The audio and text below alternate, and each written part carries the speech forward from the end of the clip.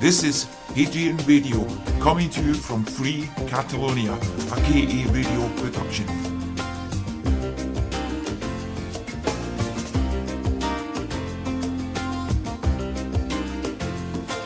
Hello, good afternoon, and welcome to Radio Hadrian,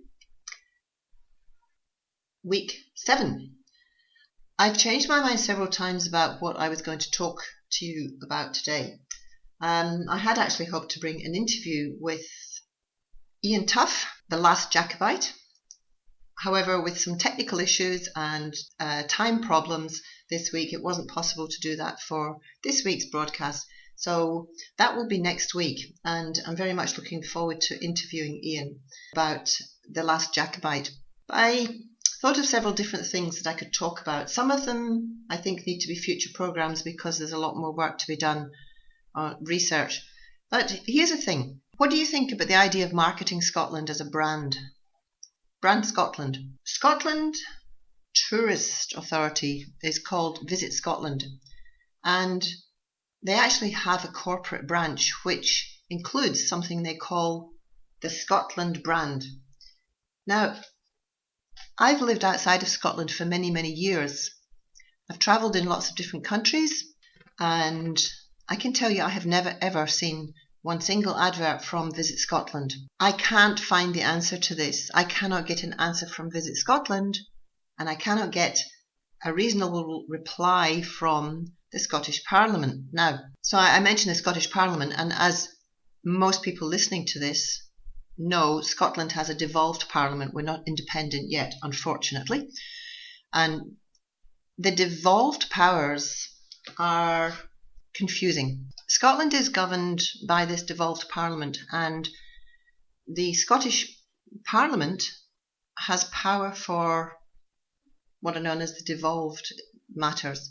And the devolved matters are, I'm going to read this list: agriculture, forests and fisheries, education and training, environment, health, social services, housing, law and order, local government, sport and the arts, tourism and economic development, and many aspects of transport.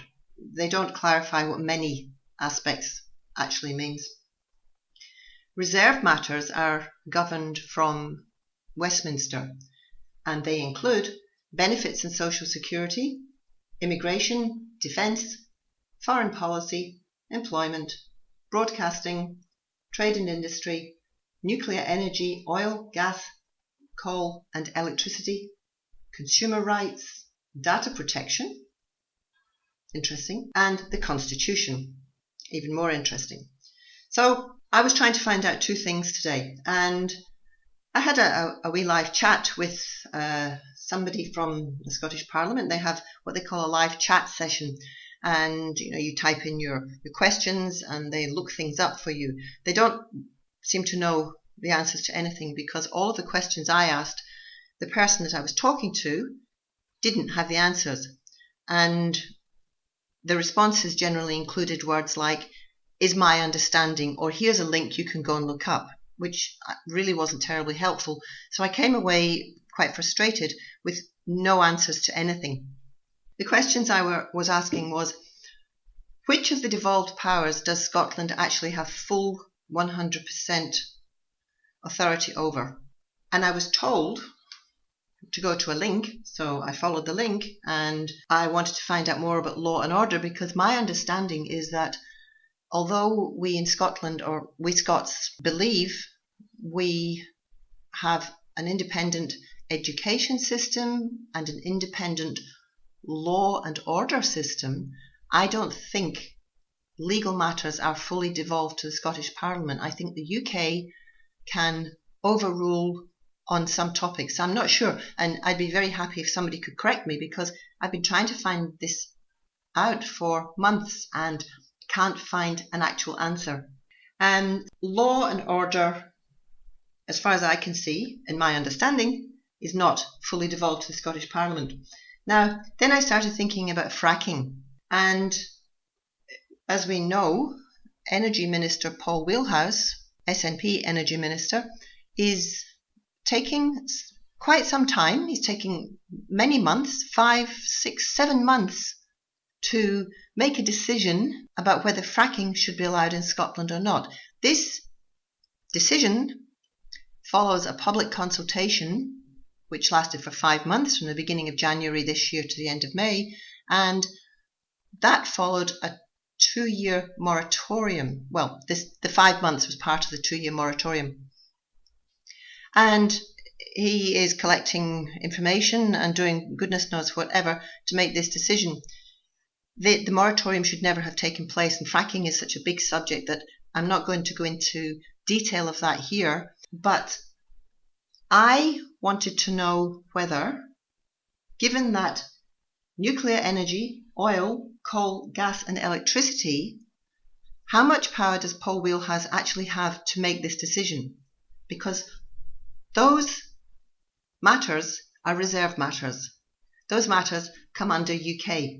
However, fracking affects the environment very much, and the environment comes under devolved powers in the Scottish Parliament. So, my question to the online chat operator was, does fracking come under the environment, which is a devolved matter, or nuclear energy, oil, gas, coal and electricity, which are reserved matters?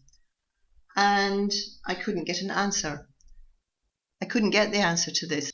I was told that the Scottish Parliament, that is Paul Wheelhouse and his consultation group, have the authority to decide about fracking, but fracking is part of oil, coal, gas, electricity and nuclear energy. So I think this is quite confusing. That led me to ask her another question.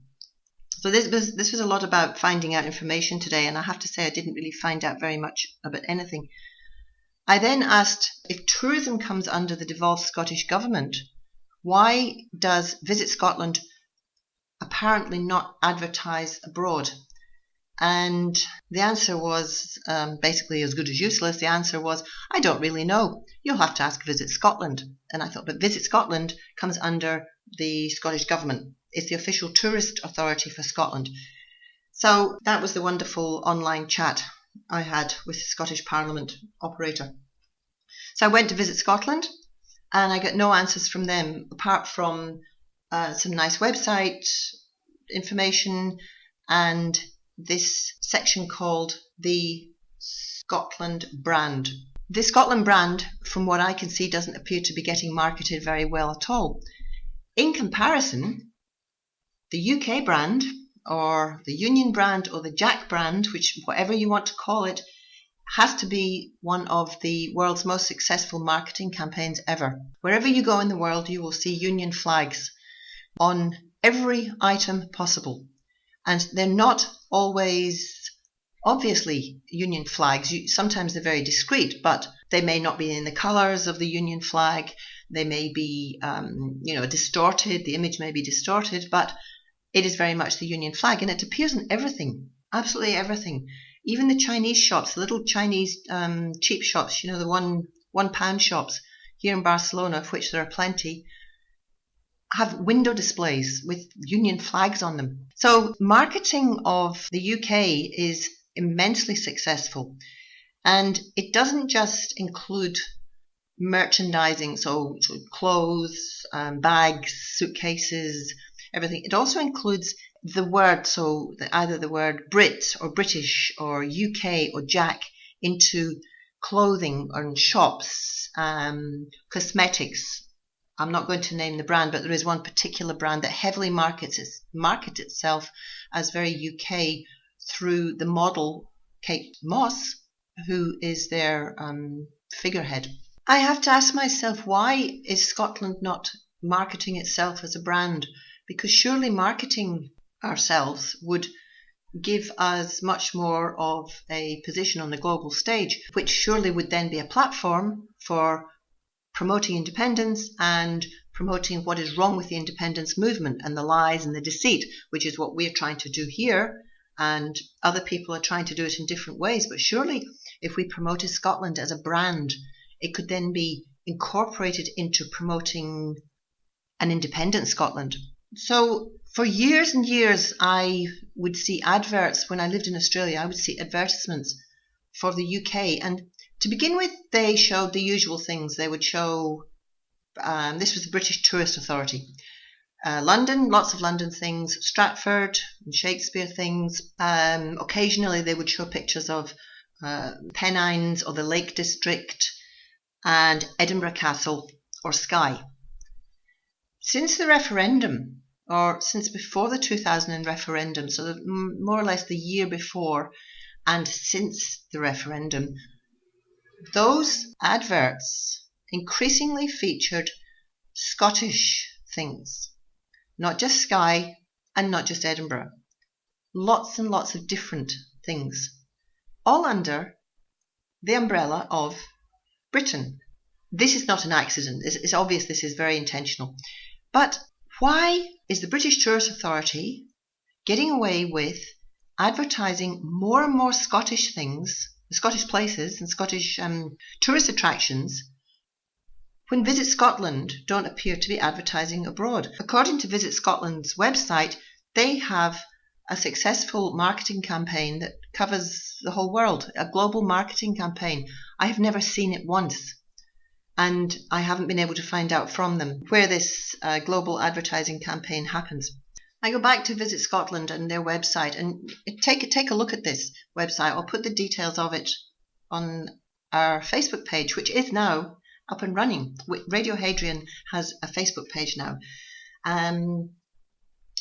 VisitScotland.org has what they call the Scotland brand. And when you read their description of Scotland under the Scotland brand, it's beautiful. It's absolutely fantastic. It's something which should be getting marketed and sent all over the world. Its descriptions are perfect, but its marketing campaign doesn't appear to be going anywhere. And if anybody who's listening to this knows the answer, please send us a message and tell me, because I am puzzled as to why Visit Scotland doesn't appear to be a successful marketing campaign. The world knows about Scotland.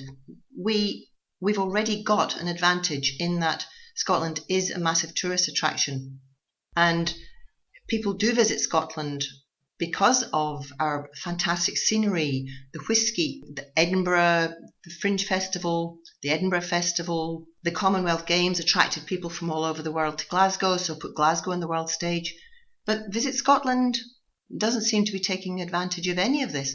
I hope I'm wrong. And in terms of marketing of the UK, I saw on social media somebody had indicated they weren't going to buy Tunnock's wafers tea cakes, Tunnock's tea cakes anymore, because it now features a Union flag in the corner, when Tunnock's is very much, I think it's a Lanarkshire company, and it's been there for a long time, and it features a Union flag on it. 2 years ago, I noticed at Glasgow Airport that Walker's shortbread, Walker's oatcakes, which are hugely successful all around the world, their marketing campaign is immensely successful. At Glasgow Airport, the airport in Scotland, and an airport in Scotland, sorry, because of course there's more than one, tins of Walker's shortbread, emblazoned in tartan as they are, and Union flags laid across the top of the tartan. I find that absolutely gobsmacking. They should not be allowed to do that, but they do, and they get away with it. So marketing of the UK is very, very successful, and it's insidious. It creeps into everything, and all they need to do is to put a little Union flag in the corner, and it's instantly recognised as the UK and not Scotland. And any product that is made in Scotland should not be marketed under the Union brand. However, here's an interesting thing. We were back in Scotland earlier this year, and one of the things we noticed was the number of products that did have saltires on them. Far more than products here in Catalonia have Catalan flags or esteladas, the Independentist flag. In one sense, we are marketing things much more under this saltire, under the brand Scotland, but on the other hand, we're not. So I don't know, maybe somebody out there who's brilliant at marketing could come up with some ways, some ideas of putting pressure on the Scottish Government, because the Scottish Government have power over tourism, a apparently. So I don't think I'll say much more about this because I'm going to keep pestering Visit Scotland for some answers about this. But here's one tiny little thing that I will say before I stop. Scottish cheese. Wherever you go in the world, you will find exported English cheeses. And these are beautiful cheeses. I love cheese. So Stilton, a really nice Stilton, is an awesome thing to eat. And you get Cheshire, you get Lancashire, Wensleydale, lots of different cheddars. What else? Lancashire, Derbyshire, lots of different cheeses from all over England. I have never once been able to find a Scottish cheese. I go to specialist cheese markets. I go to specialist cheese shops. Ask for Scottish cheeses. No. And it's not just that you can't buy them now. You've never been able to buy them. So I contacted the Scottish Milk Marketing Board some months ago and I asked them. And it was the same as my conversation, my live chat with the Scottish Parliament operator today. They didn't know the answer. They didn't know if Scottish cheeses were exported. And I asked, non-existence of Scottish cheeses around the world is because of export restrictions controlled by the UK government, or is it too expensive to export Scottish cheeses? Isn't there a market for it, which the Milk Marketing Board certainly should know about because that's their job? And he didn't know. We emailed back and forward and he didn't know the answer to it. So that's another thing I'm going to pester him about because Scotland has some beautiful cheeses and the world should know about them. We know about cheeses from every other country. But why doesn't the world get to know about Scottish cheeses? Ideas about marketing the Scotland brand would be welcome. I don't know if it's something which I do actually think it's something which should not wait till independence. I think we should be marketing ourselves as a country. We have so much to offer, but the world does not know what Scotland's got to offer because we don't market ourselves. And I don't think there's any point in waiting until independence happens. If independence happens, when it happens, now's the time. Why should we wait? We should be telling the world what we have to offer, and this would encourage people to support independence and stop people believing that we're too poor, too stupid, too whatever to be independent, because those are the myths perpetuated by the UK government that Scotland can't go it alone, which of course is nonsense. We can. I would be promoting Scottish products, Scottish culture as widely as possible. Right. For the next 10 minutes, here's something which, in a sense, is marketing Scotland, but it's a beautiful partnership story. It's a historic story. And it's a success story of a Scottish company which has marketed itself around the world for over 100 years and is still very successful. And I'm talking about the Paisley sewing thread manufacturers, Coates. Now, Paisley I think Paisley has been shortlisted for the UK City of Culture for 2021. And I think this little story I'm going to tell you is going to be the subject of a whole program. Where we live here in Barcelona is an old town which is now part of the greater Barcelona area. And it's called Sant Andreu.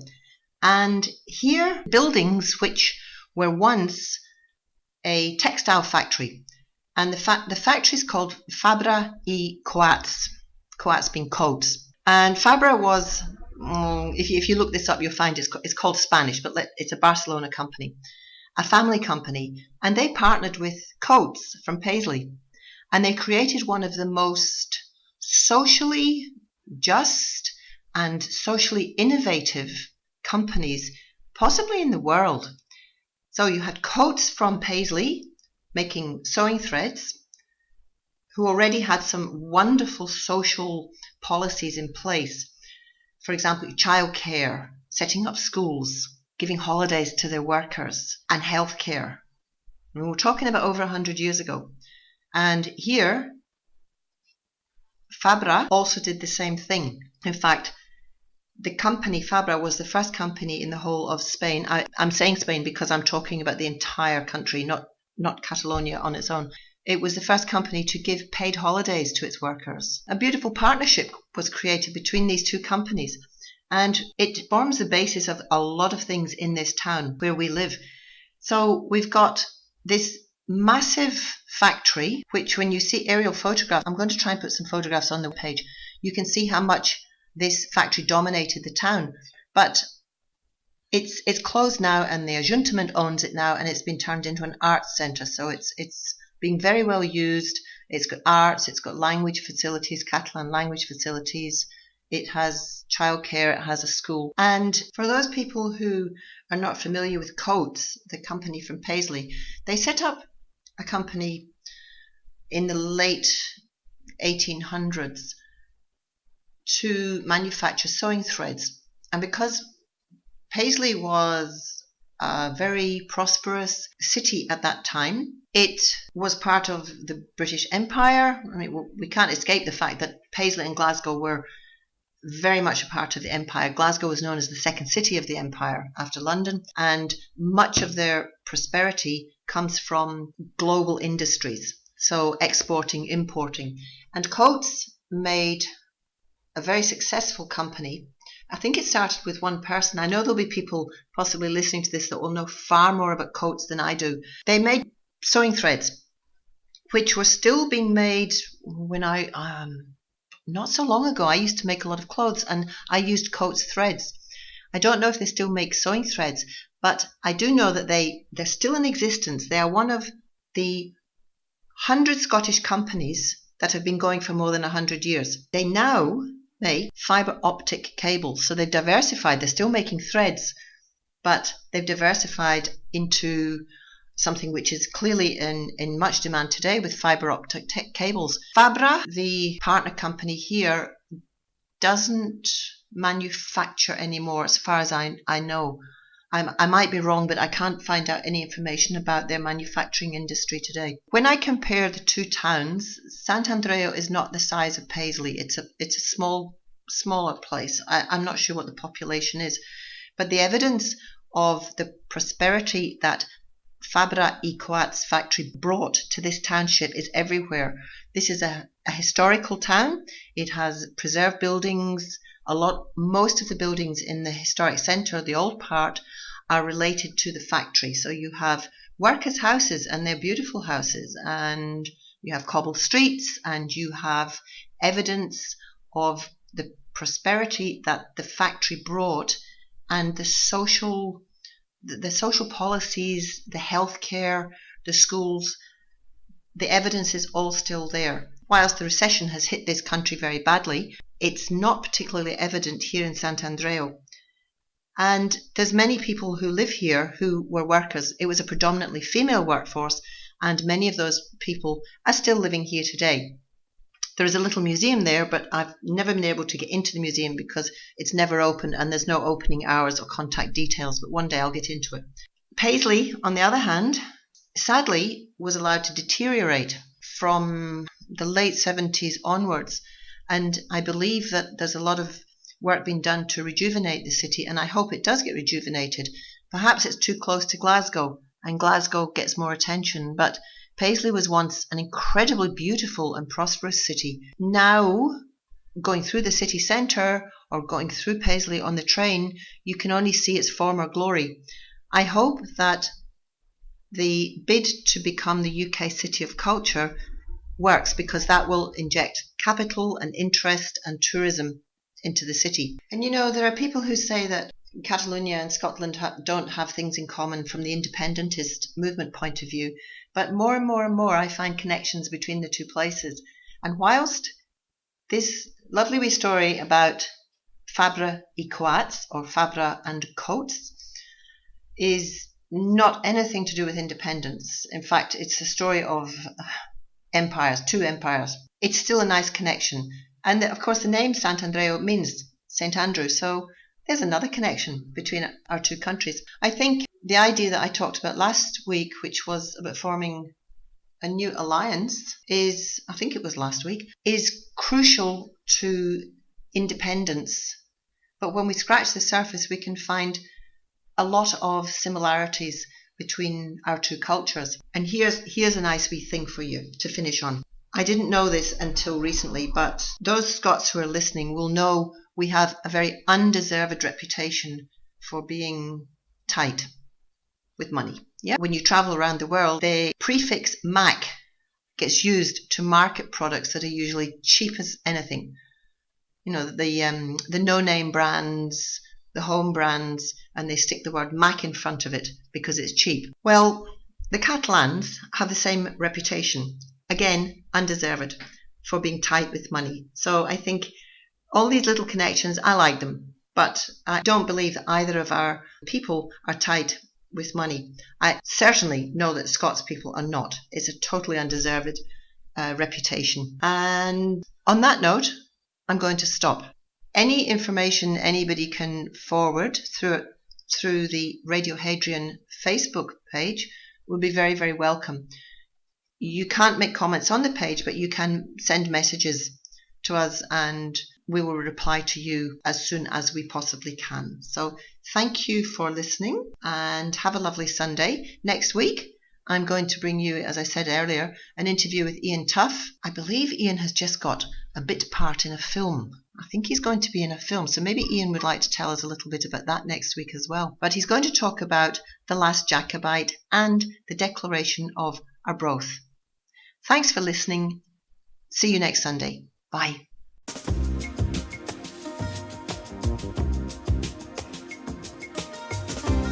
This is Hadrian Radio, coming to you from Free Catalonia, a KA radio production.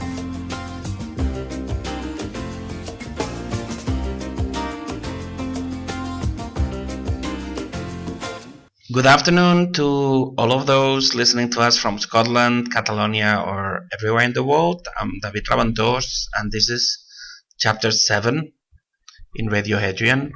As Delia has already commented, we've started a Facebook page called Radio Hadrian Radio Adrià, and we encourage you to share, like, and tell everybody about it. In due time, these chapters, these episodes, will be a tiny and humble but necessary step to change things, both in Catalonia and Scotland and everywhere in the world. So please, the system, this is the only program the system doesn't want you to hear, because most of everything else they control.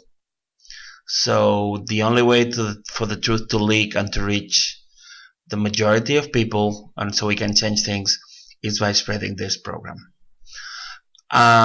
This week I'm gonna talk to all of you about Ada Colau. For those of you not knowing, which are probably the majority, Ada Colau has for the last 2 years been the mayoress in Barcelona, and she's a very fantastic story, and she's supposed to come out of nowhere and is supposed to represent the rights of those who have nothing, and she's supposed to be a challenge to the system, but then sadly we know better. So this is debunking Ada Colau. We're dedicating this part of the program to debunk Ada Colau, because not only because she's the mayoress in the capital of Catalonia, a city visited by millions of people every year, and where over 1.5 million people live and around 3 million work or do their normal day, but because she represents a wider trend, which is there worldwide. Ada Colau, I have to say, I've dedicated the last 2 days to read the book from Joan Serra Carné, Ada, la rebel·lió democràtica, l'activista reinventada en alcaldessa, which is about Ada, the democratic rebellion, the activist reinvented in mayoress. And as the name implies, it's a hagiography. In Catalonia and most places in the world, we don't have biographies anymore. We just have homages and massage done through books. So it's a book that it really has tested my capability and my stomach. But it's important, as always, as all these biographies of people we are having to read nowadays, it's important not for what it says, which is like basically lies and irrelevant things, but for what it doesn't say.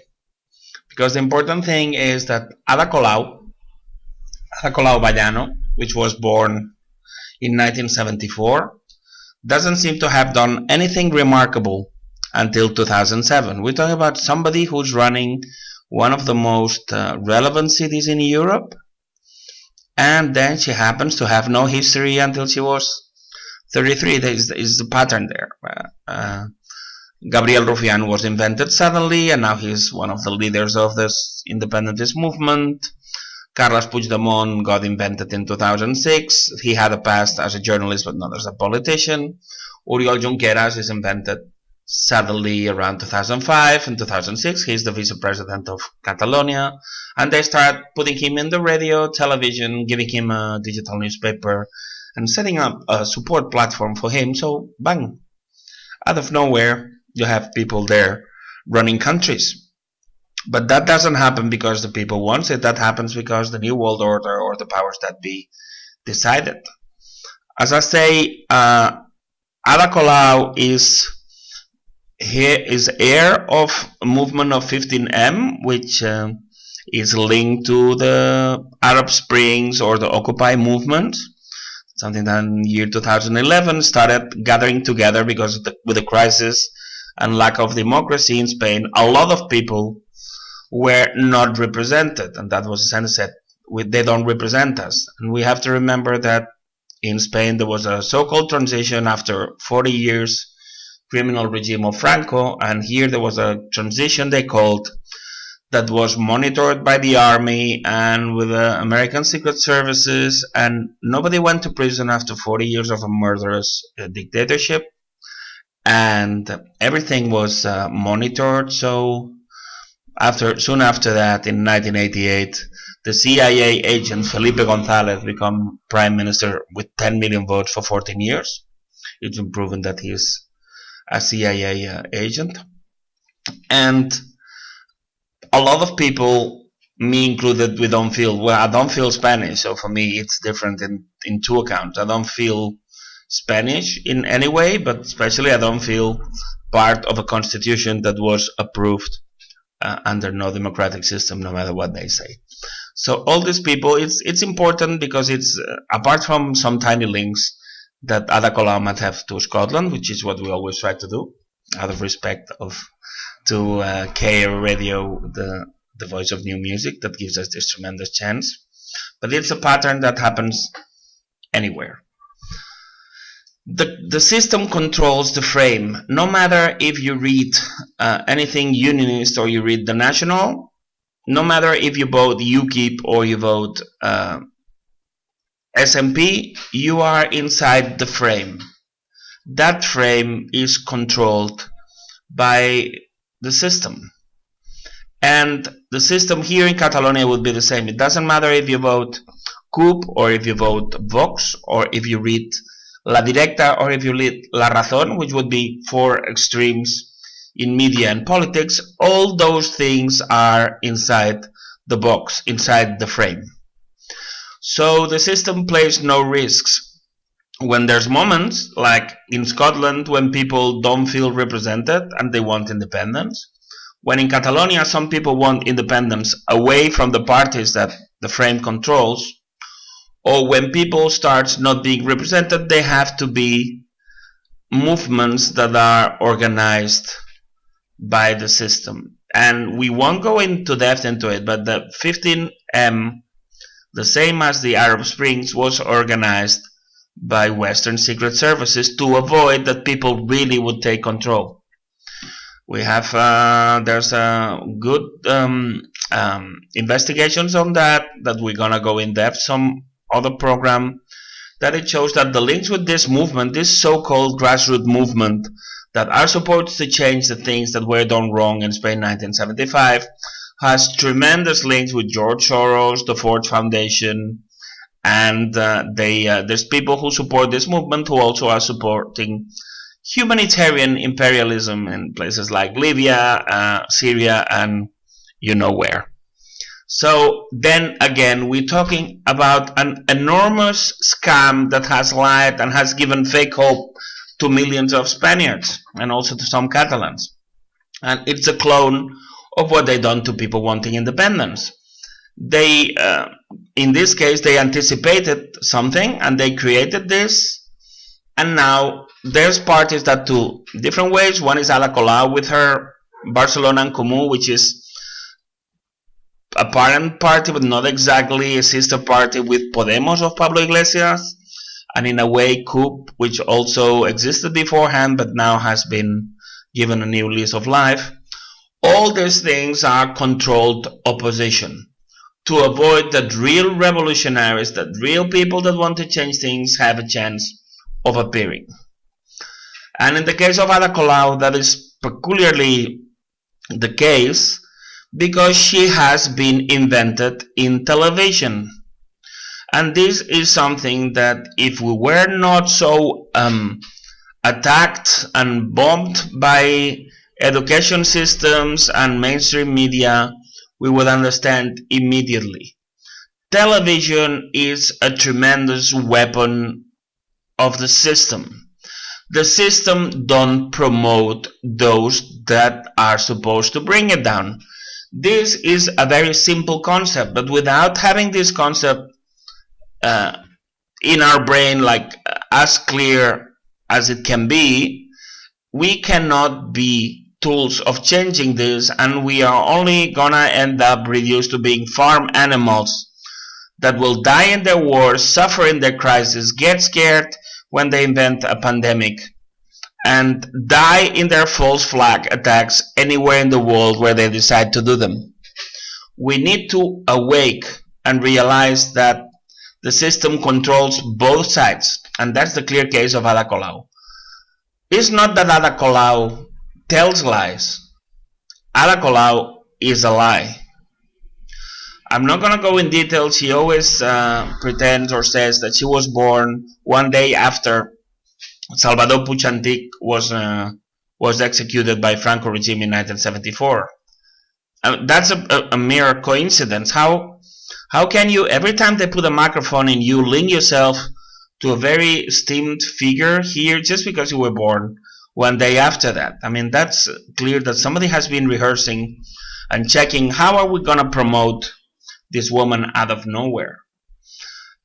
You would say that to run a city like Barcelona, you should have had some academic or professional success before that. Well, that's not the case. Ada Colau is an utter and complete failure.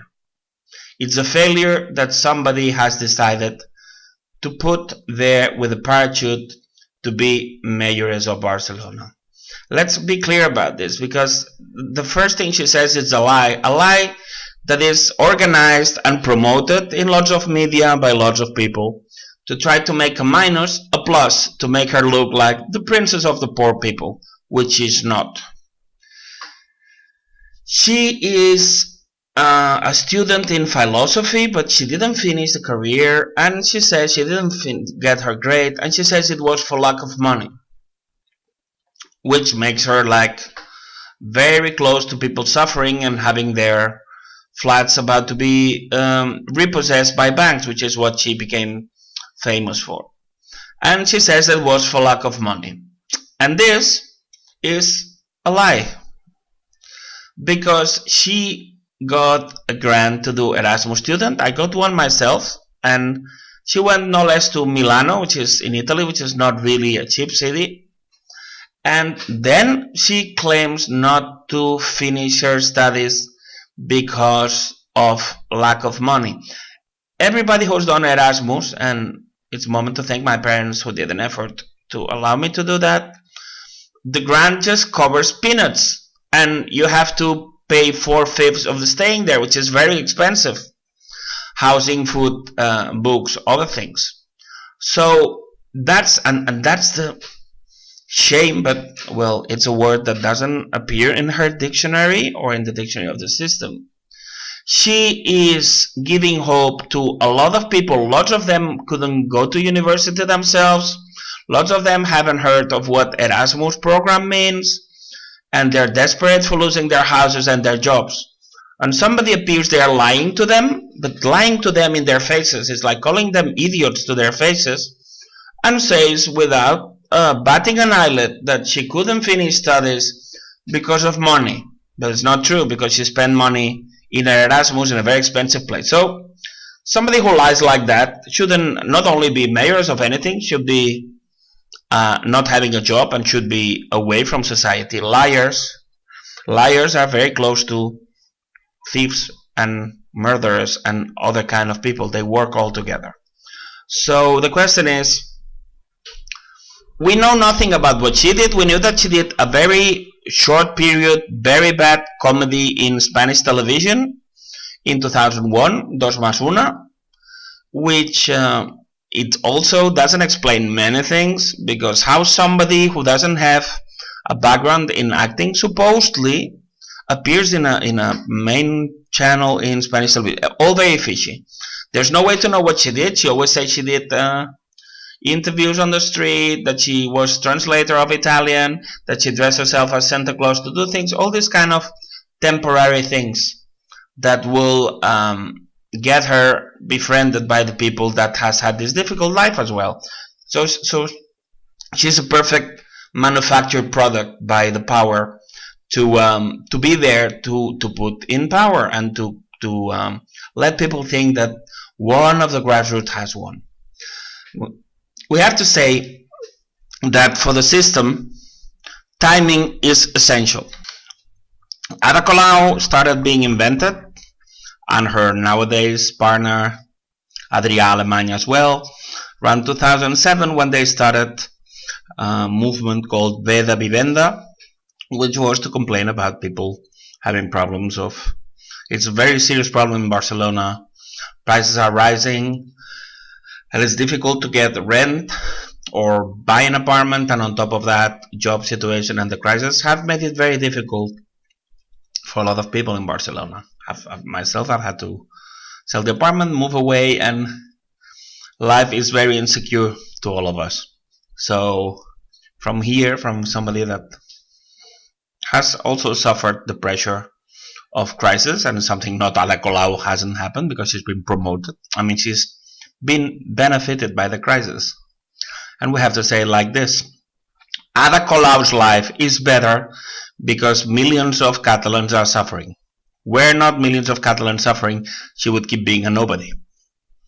Okay, so some of us are worse because of the crisis, and she's better because of the crisis. And it has to be said like this: she has scavenged on our problems to raise and become mayors. But then she gets invented, and she does some kind of like joke appearances, like dressed like in Robin and whatever, and appearing in public places, and they let them do that, and she even appears, or they are, especially Adrià, they appear in Catalan television.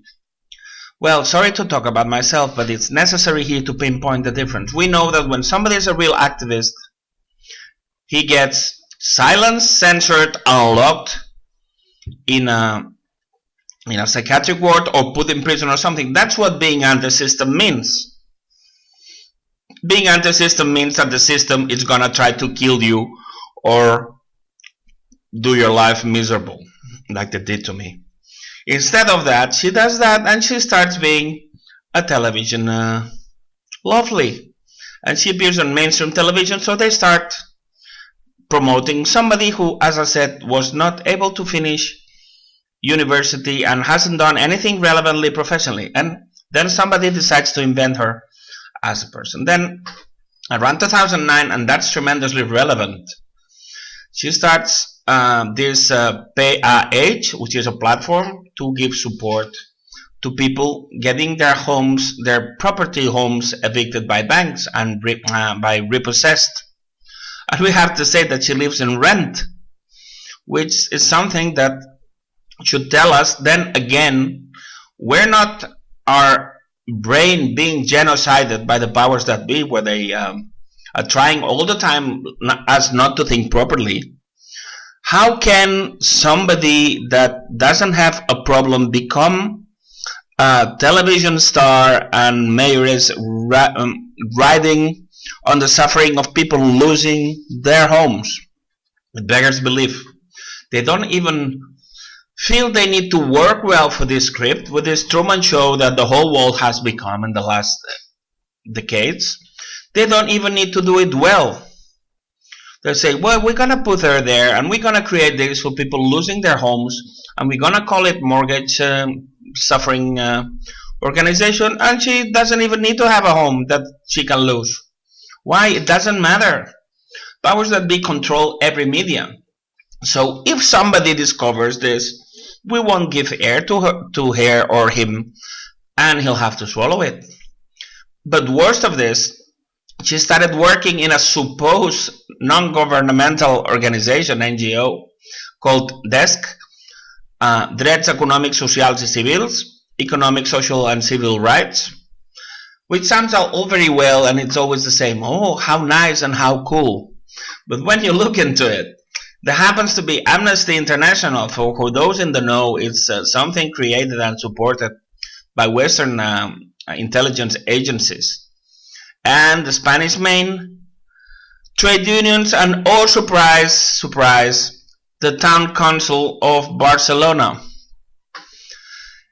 And oh surprise, surprise, the council of Barcelona is giving a big amount of euros to this so-called non-governmental organization. So if they're paying for the bills, they really are a governmental organization, isn't it? And that's the magic of it. And those of us who've lost lots of things for becoming activists cannot fail to notice that it's a shame, and it's a lie, and it's part of this rotten system, that actually that money going from the mayor from the town hall of Barcelona actually served to pay Ada Colau 2,000 euros brutto while she was being an activist. So she is a paid activist. So technically the best job, as she says herself, the more steady job she's ever had, is paid by the town hall, and it would never have existed were not hundreds of thousands of people suffering. I was about to say what it brings to me, but out of respect for our listeners and for K Radio, I'm not gonna say it. But possibly somebody must be speaking loud words while listening to this. So we're talking about the paid professional activist that scavenges on the pain of hundreds of thousands of people with nice words and crying. It's so pathetic when you know that you have an actress in front of you, and she has mastered the right to cry when it suits her. But it's an actress. We know it's an actress. It's been on television. So she very conveniently cries when she in front of her. When we cry, we are people and we cry. But with her, it's always very time, because it's all about images.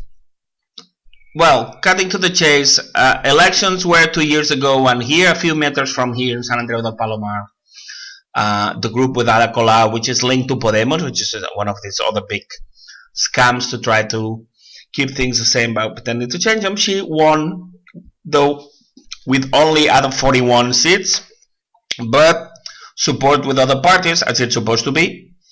When you have a new world order organization to put somebody as a mayoress in a city, and later to be promoted as president of Catalonia, and later of Spain, maybe, because that's the plan, and she's already making noise about this.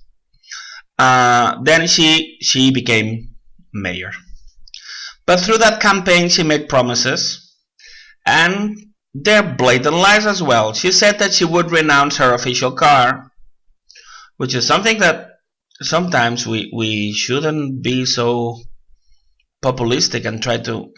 A mayor in a city like Barcelona might need a car if she really is going to be working for the city. It's something like that they say to us, so they ingratiate themselves with us. But there's no problem having, or it's a decision that can be accepted. But what is an utter lie is then after that, she didn't get rid of the car saying, oh, I need to keep it for security reasons.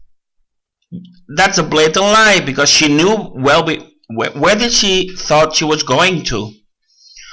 She thought she was never going to win. That's not true, because she was appointed by the powers that be, so she was sure she was winning. So she blatantly lied to everybody with this kind of populistic promises, because nothing has changed in Barcelona.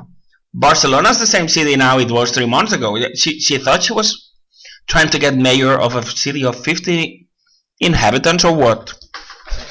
And then again, she lies to those who are suffering, lots of people without studies, without jobs, without hope. And then you have somebody who has been, she always says, I'm not a puppet. Well, as we know, she always does the contrary of what she says. She lies every time she opens her mouth. When she comes out and says, good morning, you should check because possibly it's night. And then she uses it on those who don't have tools to defend themselves. And lies saying, oh, I'm going to renounce my car. And then she says, oh, security reasons. And sadly, most of the desperate that voted for her, because there's desperation in the city of Barcelona, don't have the tools or the energy to counter the lies. But we do. And we are here, Ada, to tell you you're a fraud. Ets una mentida, ets un engany, ets una farsa, ets una trampa. Ets una vergonya, Ada. And, well, the first thing this lady in a very generic term of the word, did was to make herself a picture going in the subway, because she is one for pictures and gestures. She doesn't do much, but she promises a lot, and she gets a lot of pictures and some tweets, and you know the style. And some of the things she did was taking away the statue of the previous king, which is nice and uploaded, but it doesn't change the life of people. There's something very tremendous here. And I'm not going to go on about every lie and every bad thing about Ada Colau, because I would bore you and because I would be here till day after tomorrow. But I'll give something so you can grasp the kind of liars and pretenders and imposters we're having to put up with everywhere in the world. Now, the first day she goes to work in a subway, but then she has an official car, so that's enough of a lie there. But the big thing is, it now has just been solved, but Barcelona has been suffering its worst underway subway, underground, metro strikes, where for more than 10, 11, 12 Mondays, severe strikes has complicated and made the life difficult of millions of Catalans and tourists visiting this city, because of the lack of capability of the team of Ada Colau to solve this. And that's the thing. What is an image? An image of you going to work in the metro one day? How does that make the life of Barcelonians better, Colau? No way. They're just a picture for the friendly newspapers and media that have brought her there to spread. But at the same time, we're talking about the same person who has endangered jobs, life, and other things about millions of people for months, having to take taxes, risking losing their jobs, stressed, sweaty, bucked, thinking wrong of the city. And that's the new mayoress of Barcelona that they are preparing to be the president of Catalonia, because as she is not for independence, it's perfect. We calm down the grassroots that want a better world, and we murder independence. Well, we're gonna keep following Ada Colau, and we're gonna become, because there's, as you know, in this system, we have one side and the other, but they all play together. It's a theater play, and they all belong to the same company. So they're just gonna, they do their parts, but they don't attack. They bark, but they don't bite. All these people, Ada Colau, Pablo Iglesias, Oriol Junqueras, Gabriel Rufián, they bark to the power, but they bite us. Grassroots people, pro-indie people, they bite us because they work for them.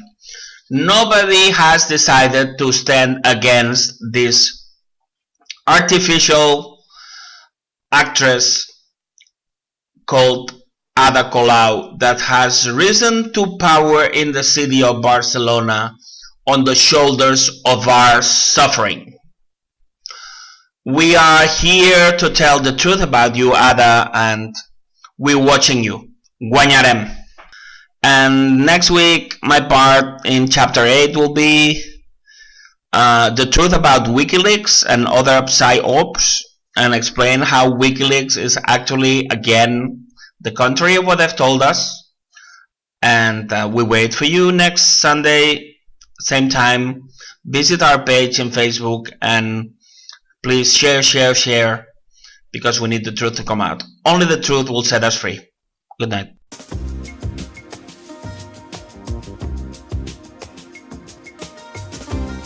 This is Hadrian Radio, coming to you from Free Catalonia, a KA radio production.